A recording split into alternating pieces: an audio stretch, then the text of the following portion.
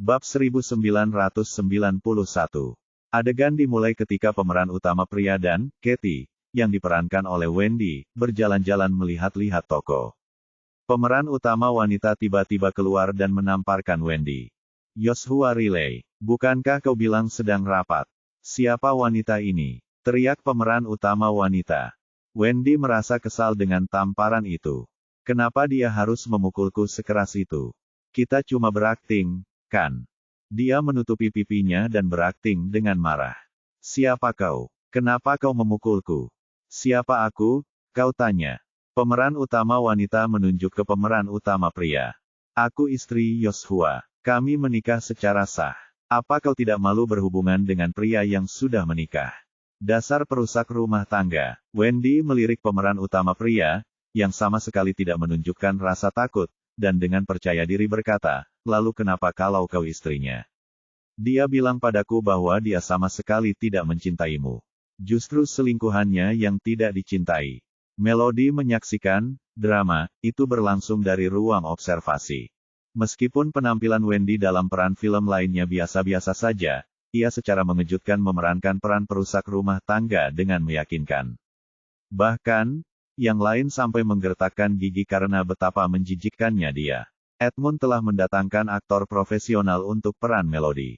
Meskipun tahu bahwa itu bukan syuting sungguhan, mereka tetap berakting dengan penuh dedikasi dan profesionalisme. Pemeran utama wanita menatap pemeran utama pria dengan berlinang air mata. "Apakah yang dia katakan itu benar? Joshua, aku bertanya padamu, apakah yang dia katakan itu benar? Kau tidak mencintaiku lagi. Apakah kau lupa bagaimana kau memohon padaku untuk bersamamu di masa lalu?" Pemeran utama pria memutar matanya dengan tidak sabar ke arah pemeran utama wanita. "Bisakah kau berhenti membuat keributan di sini? Kau mungkin tidak merasa malu dilihat seperti ini oleh orang lain, tapi aku merasa malu. Malu, aku selalu berada di sisimu bahkan saat kau miskin. Kau pasti tidak merasa malu saat itu." Pemeran utama wanita mengulurkan tangan dan menarik pakaian Joshua, mencoba menemukan secercah cinta untuknya di mata Joshua. Melihat itu, Wendy mengulurkan tangan dan mendorong pemeran utama wanita tersebut. "Berhentilah mengganggu Joshua. Ya, memang tidak mudah bagimu untuk tetap berada di sisinya selama bertahun-tahun. Tapi itu sudah berita lama, dan dia sekarang mencintaiku. Jika kau benar-benar mencintainya, biarkan dia pergi, dan tinggalkan kami sendiri." Pemeran utama wanita terhuyung mundur sebelum jatuh ke tanah. Kau memintaku untuk melepaskannya. Aku istri sahnya. Gadis muda sepertimu seharusnya mencari pekerjaan yang layak daripada menawarkan diri menjadi selingkuhan. Apakah seperti ini cara orang tuamu mendidikmu? Yang kami miliki adalah cinta sejati. Dia mencintaiku, bukan kamu. Jadi pernikahanmu sama sekali tidak berarti." Wendy berjongkok di depan pemeran utama wanita dan menatapnya dengan jijik. "Aku sarankan kau segera bercerai. Sebisa mungkin. Mungkin setelah itu aku bisa membujuk Joshua untuk memberimu tunjangan. Kalau tidak, kau hanya akan punya pilihan untuk pergi tanpa apapun." Tokoh utama wanita itu menatap kedua orang tersebut dengan penuh kebencian. Tiba-tiba ia menangis dan berteriak sebelum bergegas menghampiri Wendy seolah bertekad untuk berkelahi serius. Alur cerita ini tidak ada dalam naskah yang diberikan kepada Wendy, jadi dia tidak siap. Pemeran utama wanita telah menjatuhkannya sebelum dia menyadari apa yang sedang terjadi. "Dasar jalang, akan kuberi pelajaran padamu karena telah merusak rumah tangga orang lain." Pemeran utama wanita menamparkan wajah Wendy 2 kali. Pemeran utama pria mendekat hanya setelah dia selesai berbicara dan perlahan menarik pemeran utama wanita menjauh, sambil berkata, "Jangan membuat keributan." Wendy berdiri dan menatap sutradara dengan kesal. "Sutradara, apa yang terjadi di sini?" Bab 1992. Sutradara itu tidak mengatakan apapun, dan juga tidak mengakhiri audisi. Untuk mendapatkan peran ini, Wendy tidak punya pilihan selain mengertakkan giginya dan terus berakting. "Beraninya kau memanggilku jalang. Kaulah jalangnya di sini. Apa yang aku dan Joshua miliki adalah cinta sejati." Saat dia berbicara, Wendy melawan pemeran utama wanita, dan keduanya akhirnya terlibat perkelahian. "Baiklah, potong," teriak sutradara itu. Melihat Wendy hendak memukul pemeran utama wanita, Melody memberi isyarat kepada sutradara untuk menghentikan pengambilan gambar. Wendy segera berdiri diam, merapikan pakaian dan gaya rambutnya, lalu dengan penuh semangat berlari ke arah sutradara. Nah, bagaimana penampilan saya? Seharusnya tidak ada masalah jika saya mengambil peran ini, kan? Sang sutradara, setelah menyelesaikan misinya dan tidak berniat lagi memperhatikan Wendy, berbalik untuk pergi. Wendy dengan cepat meraih lengannya. Dia sudah beberapa kali ditampar selama audisi ini dan menderita begitu banyak penghinaan. Dia tidak bisa membiarkan pria itu pergi begitu saja. Sutradara, apa maksud semua ini? Anda mengundang saya ke sini. Saya ditampar dan dihina, tapi sekarang Anda tidak mengatakan apa-apa. Apa sebenarnya yang Anda coba lakukan? Bisakah saya menerima peran ini atau tidak? Direktur, itu menarik tangannya dengan jijik. Bukan saya yang memutuskan. Anda harus bertanya kepada atasan kami. Atasan, maksudmu investor itu? Baiklah, bawa dia kemari, dan aku akan bicara dengannya. Mata Wendy berbinar mendengar nama investor itu. Investor pada umumnya cenderung terlibat dalam lebih dari satu film saja. Dengan demikian, jalan kariernya di industri hiburan bisa menjadi jauh lebih mudah. Dan ia bisa mendapatkan beberapa peran lagi jika ia berhasil mendapatkan dukungan dari investor tersebut. Sang sutradara mengangkat dagunya, memberi isyarat kepada asisten sutradara untuk membawa Melody keluar dari ruang observasi. Ketika Wendy melihat Melody muncul di hadapannya, dia agak terkejut. Namun, lebih dari segalanya, dia merasakan rasa jijik. Melody, kenapa kau masih di sini? Belumkah kau menyerah untuk bersaing denganku memperebutkan peran ini? Menyerah saja. Aku akan segera bertemu dengan investor untuk drama ini. Aku hampir yakin akan mendapatkan peran ini. Melody menatapnya dengan tenang. Apa kau tidak tahu? Aku bos mereka.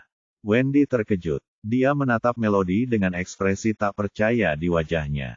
Tiba-tiba, dia tertawa terbahak-bahak. Kau, seorang investor. Jangan bercanda, Melody. Bukankah tadi kau memohon kepada asisten sutradara untuk membantumu mendapatkan peran itu? Sebaiknya kau hentikan sandiwara ini sekarang. Saya bukan investor mereka, tapi bos mereka, kata Melody sambil melambaikan tangan kepada staf di sekitarnya.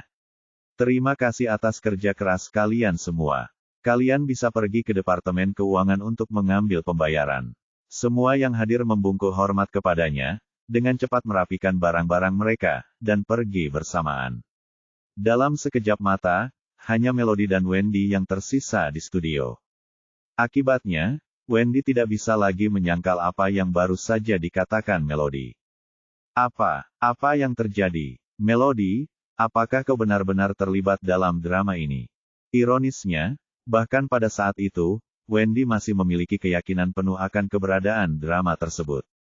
Dia lebih memilih untuk percaya bahwa Melody memang telah berinvestasi dalam drama itu daripada menerima kenyataan bahwa dia telah ditipu.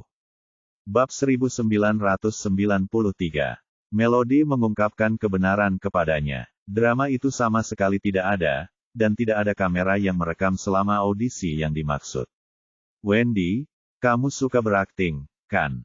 Nah, kamu seharusnya senang karena aku mempekerjakan begitu banyak orang untuk berakting bersamamu. Wendy akhirnya menyadari bahwa dia telah ditipu, dan matanya dipenuhi amarah. Berani-beraninya kau berbohong padaku. Apa sebenarnya yang ingin kau capai dengan melakukan hal seperti itu padaku? Ia mengulurkan tangan untuk menamparkan Melody, berusaha melampiaskan kekesalannya. Namun, Melody dengan cepat mundur, menghindari tamparan itu. Kau tidak bisa menyentuhku sekarang. Aku punya cara untuk merusak reputasimu jika kau berani menyentuhku. Wendy tidak mempercayainya, tetapi mengingat betapa mudahnya Melody merebut kesepakatan iklan itu, dia merasa sedikit ragu. Karena itu, dia tidak berani bertindak gegabah untuk saat ini dan malah bertanya, apa yang kau bicarakan, Melody? Kau tahu maksudku. Melody menunjuk beberapa kamera di dekatnya. Audisi itu tidak direkam oleh kamera, tetapi kamera pengawas merekam semuanya.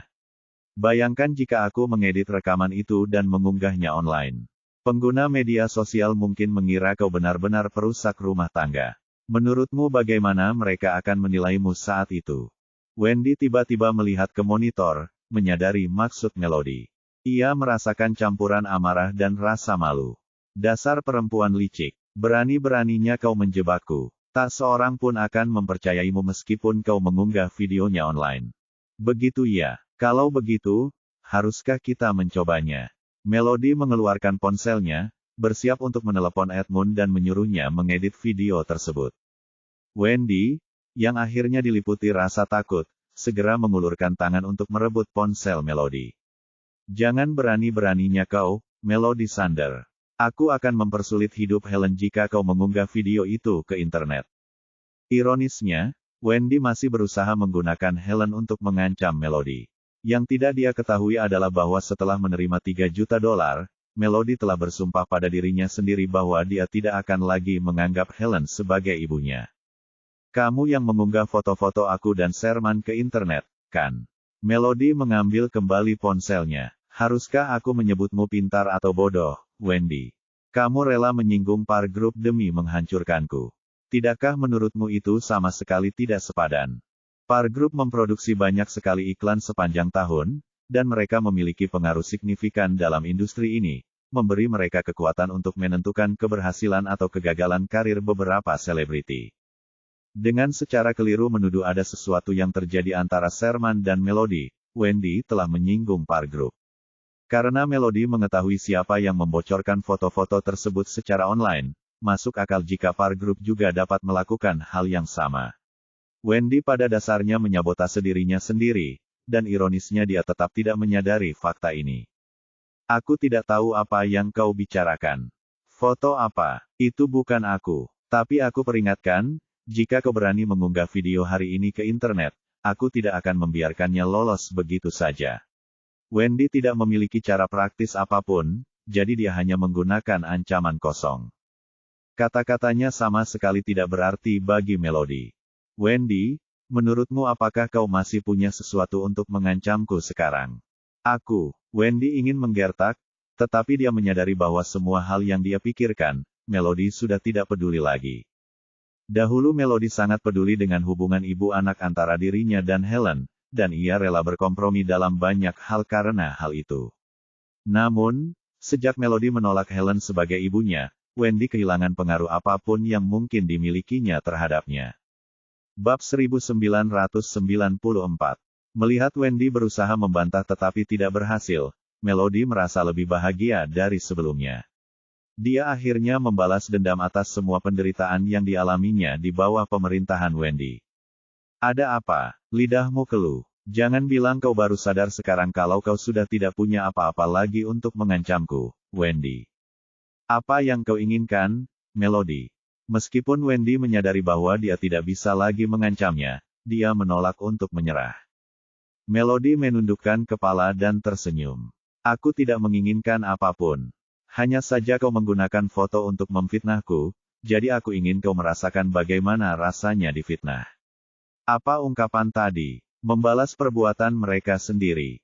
Video yang dimiliki Melody akan membuat Wendy menjadi sasaran pelecehan daring. Tetapi dia tidak bermaksud untuk menghancurkannya sepenuhnya. Dia hanya ingin mencegah Wendy membuat masalah lagi di masa depan. Lagi pula, mendorong seseorang ke jalan buntu, di mana mereka telah kehilangan semua harapan, dapat membuat mereka bertindak gegabah tanpa mempertimbangkan konsekuensinya. Wendy akan menjadi lebih merepotkan saat itu. Melody tidak ingin menghancurkannya sepenuhnya, juga tidak ingin membahayakan keselamatannya sendiri.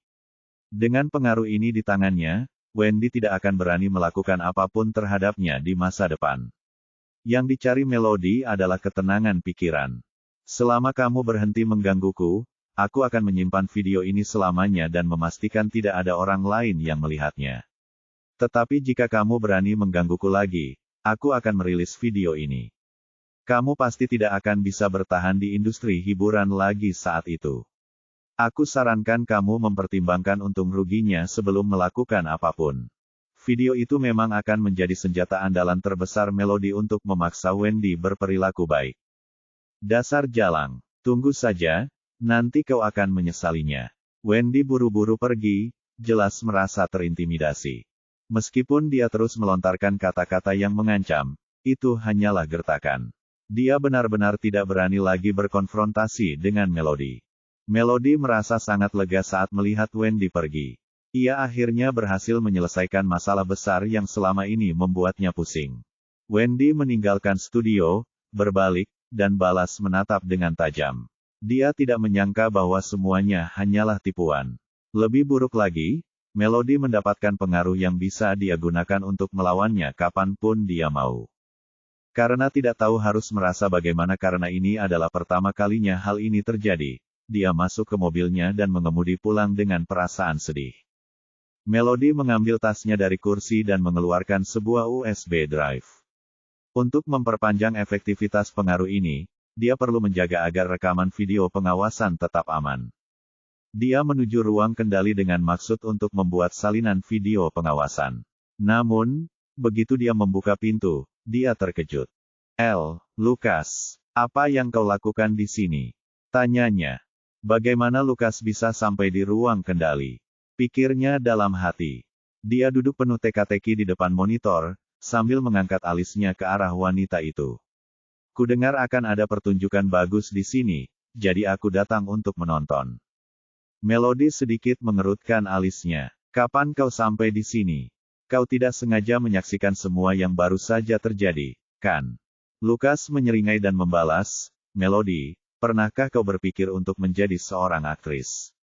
Lukas telah duduk di ruang kendali sejak awal. Dia mengamati Melody merancang rencananya dari ruang observasi. Entah bagaimana, dia merasa wanita di hadapannya itu menarik.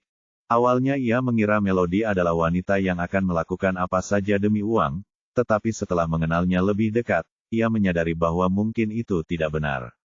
Melody menampilkan citra menantu perempuan yang baik di depan kakek neneknya dengan merawat mereka dengan sungguh-sungguh.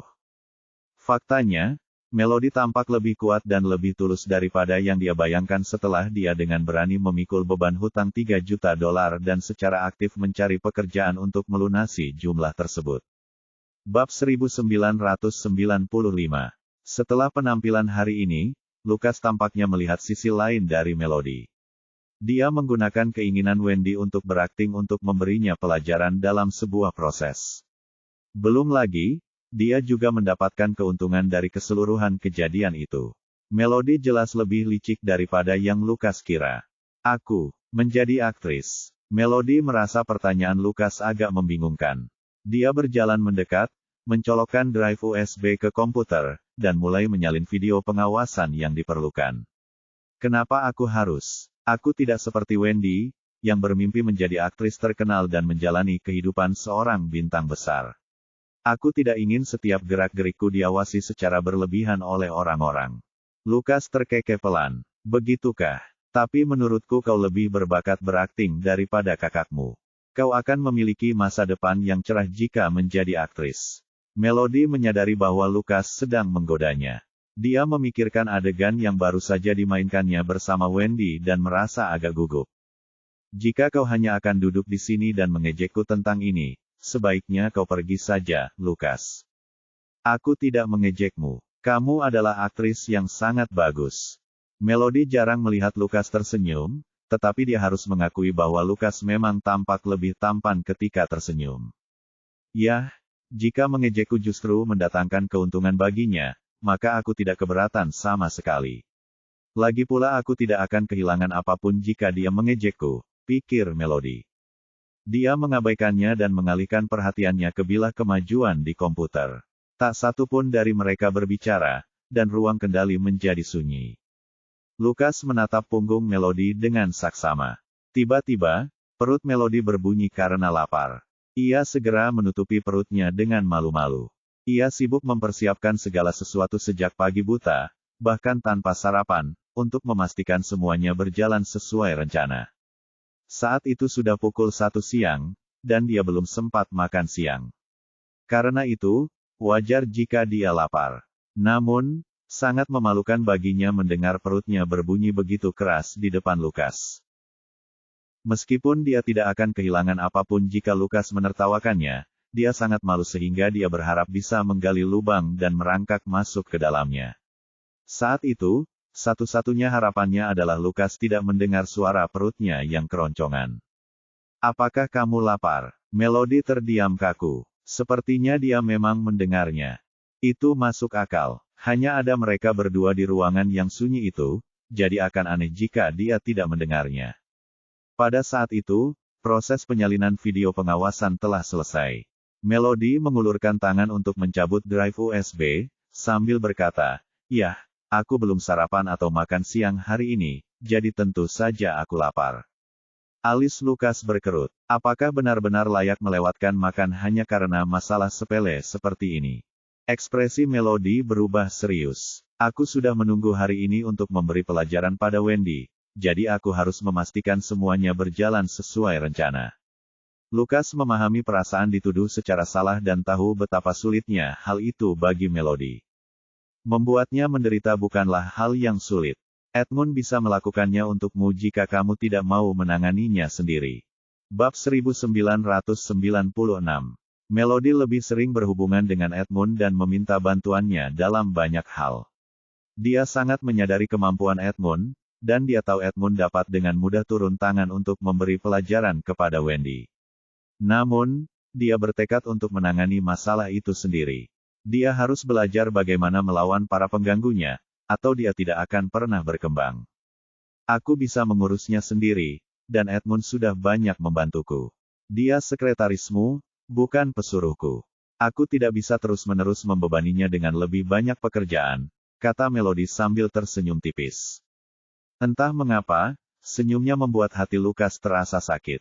Seolah-olah dia adalah boneka rapuh yang bisa hancur hanya dengan sentuhan ringan.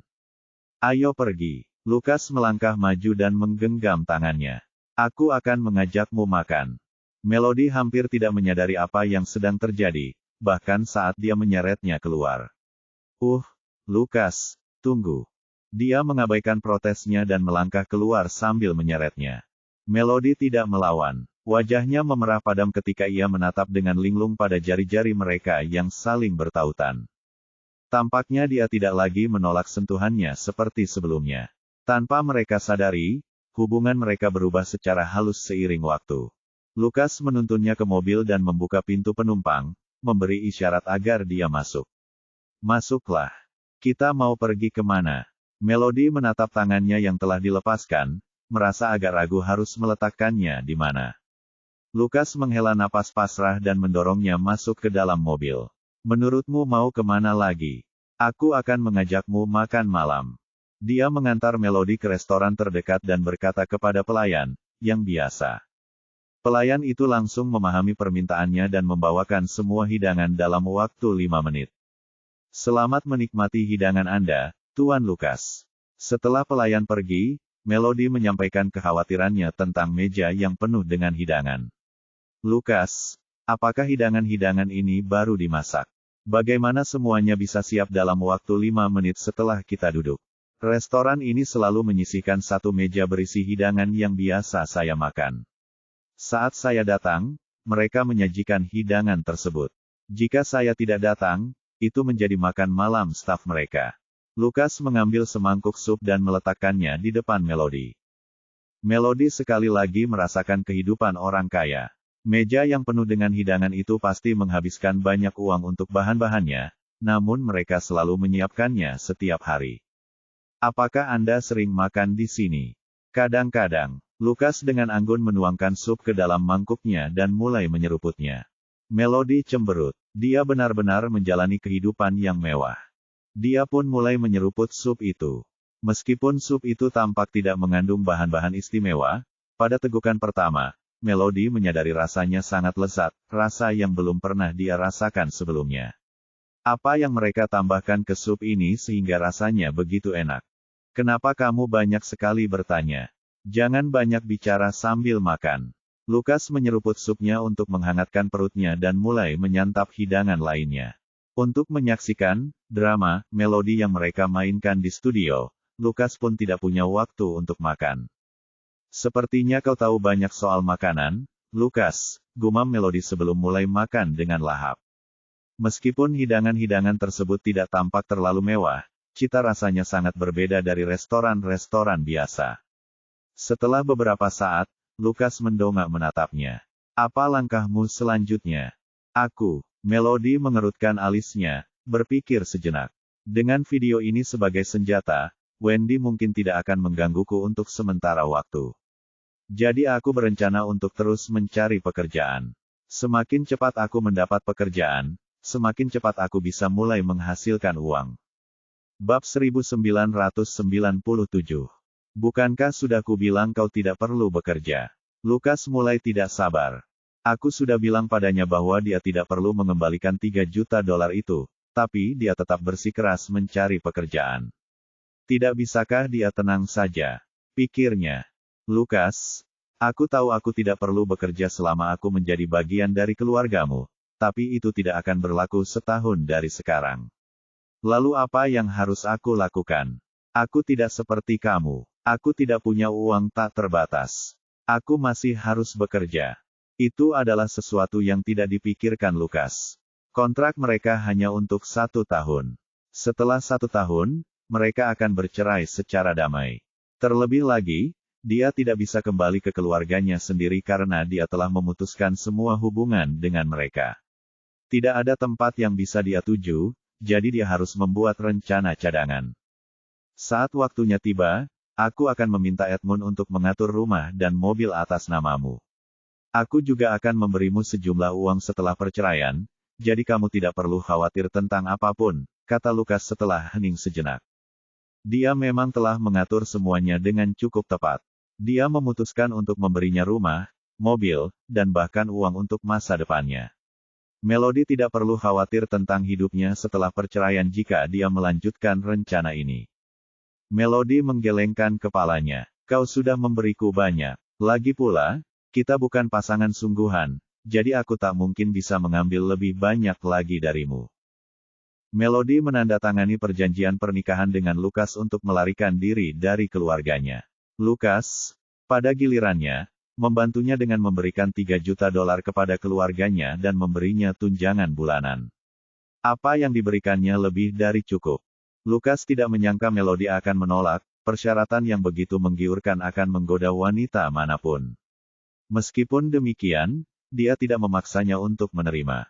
Jadi, pekerjaan seperti apa yang ingin kamu cari selanjutnya? Melody tidak bisa lagi bekerja di Par Group, tetapi tidak ada tawaran pekerjaan yang lebih baik di masa mendatang. Karena itu, dia hanya bisa mengambil langkah demi langkah. Kita lihat saja nanti. Saat ini, aku belum tahu ingin bekerja di industri apa. Melody tersenyum lebar, menatap makanan di depannya. Yang terpenting sekarang adalah makan. Ayo kita mulai makan. Kembali ke kediaman keluarga Sanders, Wendy, yang sangat marah setelah mengetahui penipuan itu, pulang dan mengunci diri di kamarnya. Dia tidak pernah menyangka bahwa Melody, yang selalu dia pandang rendah, bisa memasang jebakan sebesar itu. Sepertinya si jalang Melody telah menyembunyikan sifat liciknya selama ini. Oh, seharusnya aku tidak lengah di dekatnya. Tapi dia tidak mungkin tahu cara menyembunyikan sifat liciknya sejak usia muda. Pasti ada yang mengajarinya hal-hal ini. Pikir Wendy. Hanya satu orang yang mungkin bisa melakukan itu, dan orang itu adalah Helen. Sialan wanita itu. Dia bersikap tunduk padaku di permukaan, tapi sebenarnya dia mendorong Melody untuk bersikap lemah agar dia bisa berbohong. Semakin Wendy memikirkannya, semakin marah dia. Dia merasa telah dipermainkan oleh ibu dan anak perempuan ini. Dengan marah, Wendy turun ke bawah untuk mencari Helen dan langsung menamparnya. Helen, kau sama menjijikkannya dengan putrimu. Bab 1998. Tamparan Wendy membuat Helen kehilangan keseimbangan. Dia selalu bersikap rendah diri dan menuruti apapun yang Ethan dan Wendy katakan, hanya untuk bertahan hidup di kediaman Sanders. Namun, meskipun sudah begitu patuh, Wendy tetap memperlakukannya seperti ini. Wendy, ada apa denganmu? Aku tidak melakukan kesalahan apapun, kata Helen sambil meneteskan air mata kesedihan. Wendy, menatap mata yang sangat mirip dengan mata Melody, merasakan amarahnya semakin membara. Berhenti berpura-pura. Semua ini karena kamu sehingga Melody menjadi begitu licik. Wendy mengambil teko teh di dekatnya dan melemparkannya ke arah Helen, yang gagal menghindar tepat waktu. Ah! Air panas yang mengepul tumpah dari teko dan membakar seluruh lengan Helen, membuatnya menjadi merah. Wendy tadi bertindak impulsif, tetapi setelah melihat lengan Helen yang merah, rasa takut menyelimutinya. Helen, menahan rasa sakit di lengannya, memaksakan senyum. Aku baik-baik saja, Wendy. Tolong jangan marah lagi. Apa yang terjadi? Melihat Helen berusaha bersikap ramah, amarah Wendy mereda setengahnya. Dia mengerutkan kening dan menatap Helen. Jauh di lubuk hatimu, apakah kau masih menganggap Melody sebagai putrimu? Helen langsung menggelengkan kepalanya. Tentu saja tidak. Dia sudah memutuskan hubungan denganku sejak lama ketika dia memberi kita $3 juta. Ngomong-ngomong, apakah Melody membuatmu marah lagi? Wendy sangat puas dengan jawabannya. Ya, Melody yang menyebalkan itu bersekongkol melawanku hari ini. Dia mempermalukanku di depan orang lain. Wendy menceritakan kejadian hari itu secara detail kepada Helen. Dia mempermalukan saya dan bahkan menggunakan rekaman CCTV untuk mengancam saya. Dia benar-benar tercela. Helen menyadari sesuatu saat mendengarkan cerita Wendy. Kapan putrinya yang tampaknya tidak berguna itu menjadi begitu kaya? Dia bahkan bisa menyewa studio kelas atas dan mempekerjakan banyak figuran. Mungkinkah dia benar-benar mendapatkan keberuntungan besar? Helen mulai menyesali keputusannya. Seharusnya dia tidak memutuskan hubungan dengan putrinya demi $3 juta. Lagi pula, putrinya mungkin tidak memiliki keterampilan praktis lainnya, tetapi dia memiliki wajah yang cukup cantik. Mungkin dia benar-benar bisa menarik perhatian seorang bos kaya. Bahkan menjadi selir bagi orang kaya pun bisa mendatangkan sejumlah besar uang bagi keluarga. Helen, apa yang sedang kau pikirkan? Helen tersadar dari lamunannya dan menatap Wendy dengan ramah. Tidak apa-apa, aku hanya sedang memikirkan cara membantumu membalas dendam padanya. Bagus sekali. Wendy memalingkan muka, melihat ke arah lain. Aku akan membuatnya menyesali apa yang telah dia lakukan padaku hari ini. Saat keduanya sedang berbicara, Ethan masuk ke rumah dan melihat kekacauan di lantai. Apa yang terjadi di sini? Tanyanya sambil mengerutkan kening. Mendengar suara Ethan, Wendy menjadi sedikit gugup. Dia akan marah jika tahu Wendy melempar teko ke arahku. Helen menepuk tangan Wendy, berdiri, dan menyapa Ethan sambil tersenyum. Aku baru saja memecahkan teko teh tanpa sengaja, tapi aku akan segera membersihkannya. Kau selalu ceroboh, tegur Ethan sambil melirik tajam sebelum menuju ke lantai atas. Wendy mengikuti Helen dan berbicara sambil berjalan, selama kau membantuku membalas dendam pada Melody, yakinlah aku akan menyampaikan hal baik tentangmu kepada ayahku. Helen hanya mengangguk. Bab 1999. Sementara itu, Lucas mengantar Melody pulang setelah mereka selesai makan siang. Melody keluar dari mobil, tetapi ketika dia menyadari Lucas masih duduk, dia menoleh dan bertanya kepadanya, apakah kamu tidak mau keluar? Aku ada beberapa hal yang harus kuurus, jawab Lucas. Melody merasa kecewa, dan ada perasaan pahit di hatinya. Apakah dia akan menemukan Stella? Pikirnya dalam hati. Lucas tersenyum tak berdaya saat melihat ekspresinya. Aku belum ke kantor seharian, dan ada banyak hal yang perlu kulakukan, jadi aku tidak bisa bersantai. Kamu mau ke kantor? Suasana hati Melody sedikit cerah disertai senyum. Jangan kerja lembur. Keluargamu sudah kaya, jadi kamu tidak perlu bekerja terlalu keras.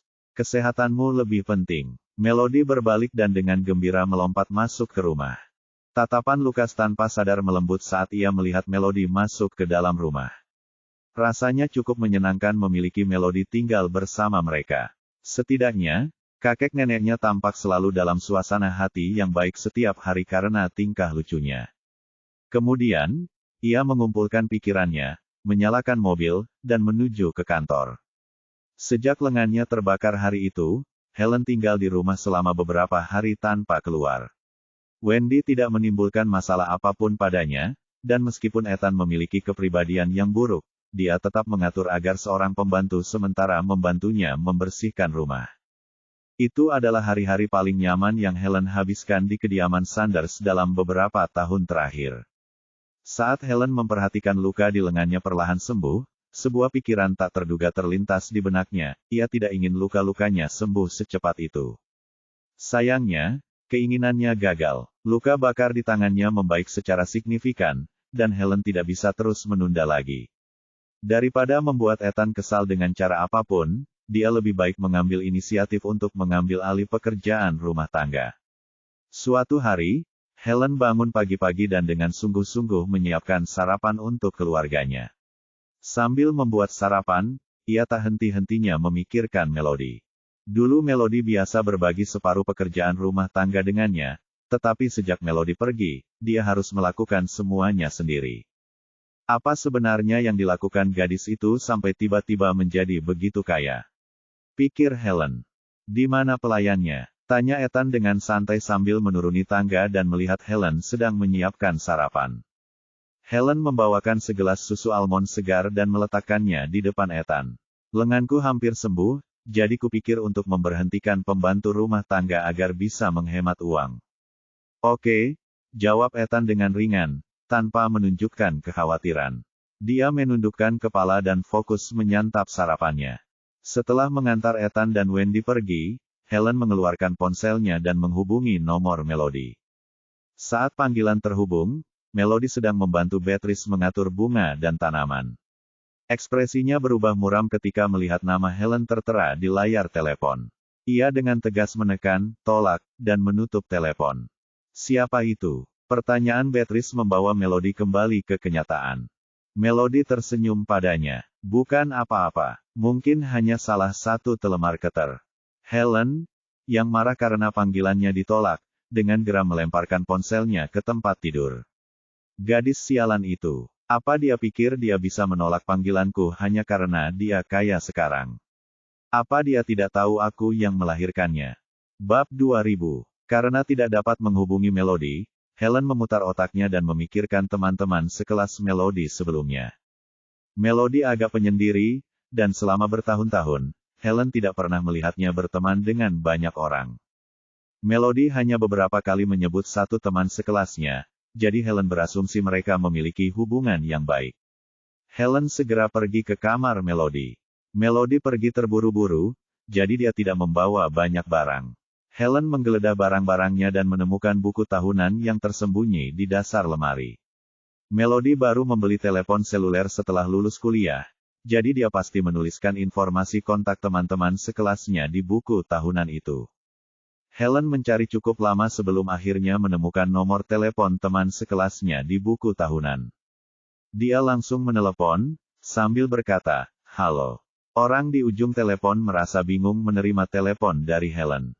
"Ya, ini siapa?" "Saya Ibu Melody. Apakah dia bersama Anda sekarang?" "Berikan teleponnya sekarang juga," perintah Helen. Selama kuliah, teman sekelas ini tahu bahwa Ibu Melody tidak baik padanya.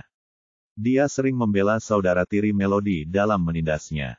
Karena itu, begitu mendengar bahwa itu adalah Ibu Melody, nada bicara teman sekelas itu langsung berubah tidak ramah. "Maaf, dia tidak bersamaku." "Bagaimana mungkin? Melody hanya berteman denganmu. Jika dia tidak bersamamu, lalu di mana lagi dia berada?" Barulah saat itu teman sekelas tersebut mengetahui bahwa Melody telah meninggalkan rumah. Mengingat apa yang telah dialami Melody, teman sekelas itu merasa sangat kasihan padanya dan semakin menyimpan dendam terhadap Helen. "Kau sama sekali tidak pernah peduli pada Melody, dan sekarang kau mencarinya. Kau seharusnya malu menyebut dirimu seorang ibu. Aku pasti sudah memutuskan semua hubungan denganmu sejak lama jika aku jadi dia." Teman sekelas itu menutup telepon dan memblokir nomor Helen. Masih merasa gelisah, teman sekelas itu mengirim pesan kepada Melody, "Ibumu meneleponku. Sepertinya dia mencarimu." Setelah melihat pesan dari teman sekelasnya dan mengingat panggilan telepon Helen baru-baru ini, Melody tidak bisa menghilangkan perasaan bahwa ada sesuatu yang tidak beres. Terlepas dari apa yang sedang Helen rencanakan, Melody hanya tahu bahwa itu bukanlah sesuatu yang baik. Karena tidak bisa mendapatkan informasi tentang Melody dari teman sekelasnya, Helen menjadi cemas. Setelah berpikir lama, dia teringat berita yang pernah dilihatnya di internet sebelumnya. Dia mengeluarkan ponselnya dan mulai mencari, berharap menemukan foto-foto sebelumnya, tetapi yang dia temukan hanyalah pernyataan yang dirilis oleh Par Group. Grup Par, karena Melody punya hubungan dengan perusahaan ini, mereka mungkin tahu di mana dia sekarang, pikir Helen. Dia menemukan Par Group berdasarkan peta navigasi. Astaga, aku tak pernah menyangka Melody yang tak berguna itu kenal dengan bos Par Group. Perusahaan ini besar sekali. Helen tak kuasa menahan diri untuk berseru saat melihat betapa mewahnya gedung perusahaan tersebut. Dulu, Helen sangat gembira. Bagaimanapun, Melody adalah putrinya, yang berarti dia berkewajiban untuk menafkahi ibunya di masa tuanya jika dia menjadi kaya. Helen masuk dan melangkah dengan percaya diri ke meja resepsionis. Di mana presiden Anda? Saya perlu berbicara dengannya tentang sesuatu. Resepsionis di Par Group telah bertemu berbagai macam orang selama bertahun-tahun, termasuk orang-orang seperti wanita di depan mereka. Tanpa mendongak pun, resepsionis bertanya, apakah Anda punya janji temu?